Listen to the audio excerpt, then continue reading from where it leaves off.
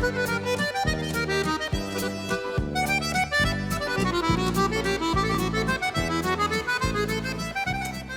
few years ago, I found this first edition Hemingway in a bookshop in Paris. Now, while this edition is obviously not online, Metzger would say it's a credible source, describing Hemingway's life in Paris in the early 1920s. However, is it a reliable source? This week, you and your colleagues return to the Metzger reading, which is based on assessing the credibility and reliability of online information. The Metzger article contains extremely important knowledge, highly relevant to this unit's assessments and to academic research in general. It is crucial that you take time for a close and detailed reading of the Metzger article.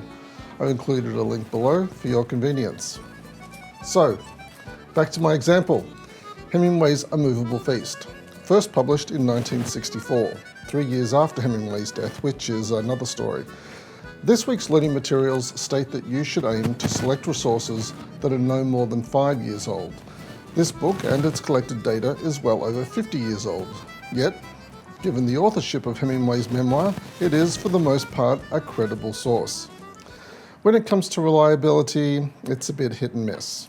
Yes, Hemingway provides specific addresses of hotels, cafes, apartments and bars, and while many of these locations can still be found in Paris today, some of them are gone. A Movable Feast, well, it speaks to a nostalgia shared by many. However, the spirit of place that dealt in Paris in the 1920s has long been transformed. In this case, the data is accurate for a specific time.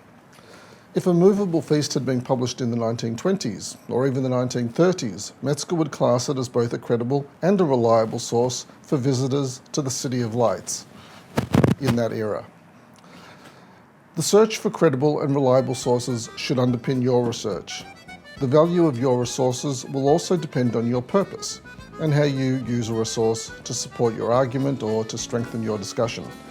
They should work like a handshake, where the quality of the resource and your purpose for the resource are a demonstration of mutual benefit. This week's activity asks you to conduct wider research outside this unit's learning materials. You will also need at least an hour and a half to read through the Metzger article. Then apply Metzger's 5 criteria to your wider research and share your findings in the discussion board forum for week 6. Personally, I love research, so this week's activity is one of my favorites. I hope you enjoy your research as much as I enjoy mine. Bye for now.